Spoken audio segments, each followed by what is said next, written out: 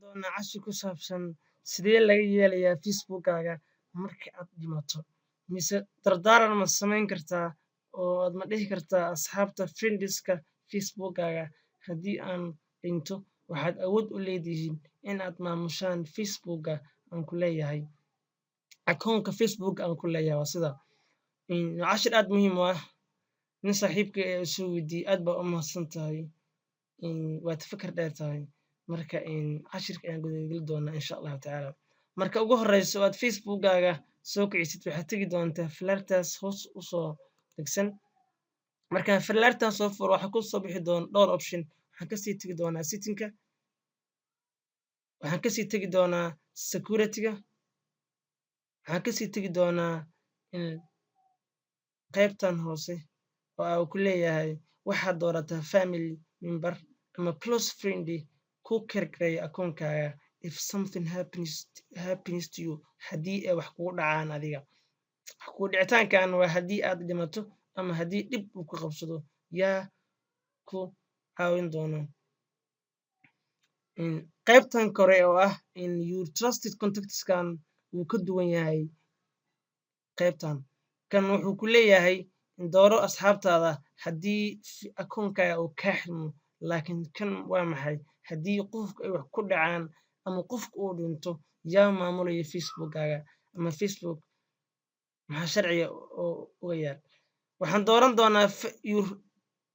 legacy contact qofkan wuxuu awood u yeelan doonaa inuu maamulo akoonkaaga after you pass away marka adigu aad dhimato wuxuu awood u leeyahay inuu soo post gareeyo ama uu jawaab respond to new friends request inuu aqbalo update profilekaaga inuu update gareeyo iyo waxyaabo kale oo aad u fara badan like they will not post as you see your message okay friendiskayga mid ka mid ah ayaan soo qaadi doonaa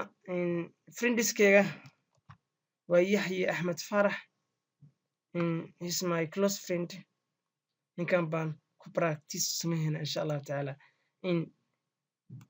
ninkan aad u jeedaan Yaxye Axmed Farax ayaa maamuli doona if I death haddii aan dhinto haddii qofku uu dhinto qofka aad meeshan soo geliso ayaa maamuli doona Facebookaaga oo notificationka iyo waxa dhan hawadana wuu ka saari karaa Facebookaaga awood u yeelan doona marka aad aan dhaho automatic wuxuu ku leeyahay qofka friendiska ku ah ee aad dooraday inuu maamulo Facebookaaga after your death waa inaad ogeysiisaa isaga haddii aadan ogeysiinin ma maamuli doono sindi markaan dhaho automatic fariintii way tagtay hafaluug aan eego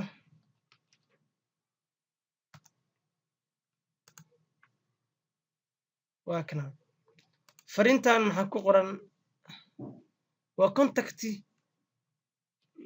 rabo qofka inuu saxiixo awoodda uu leeyahay you legacy can't contact qofka log into your account remove change posteska read your message remove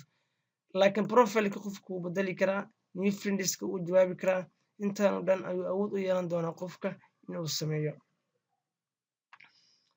waa inuu asna aqbalaa qoraalkan uu arko uu aqriyo ka hor intuusan aqbalin waxaa kale awood u yeelan doontaa inaad dhahdid request account deletion markaad dhinto Facebookaaga hawada ka saar ma garanayno xilliga lagu iman doono iyo waqtiga ay tahay inaad dhimato markaad aqbasho legacygan delete after death gaalada inta badan waxyaabo waxay iska sameeyaan mar awaala baan jirin intaan ayaan kusoo koobi doonaa cashirkeeni ku saabsanaa sidee laga yeelayaa Facebookaaga marka aad dhimato ka bacdi asalaamu calaykum waraxmatullaahi tacaala wabarakaatu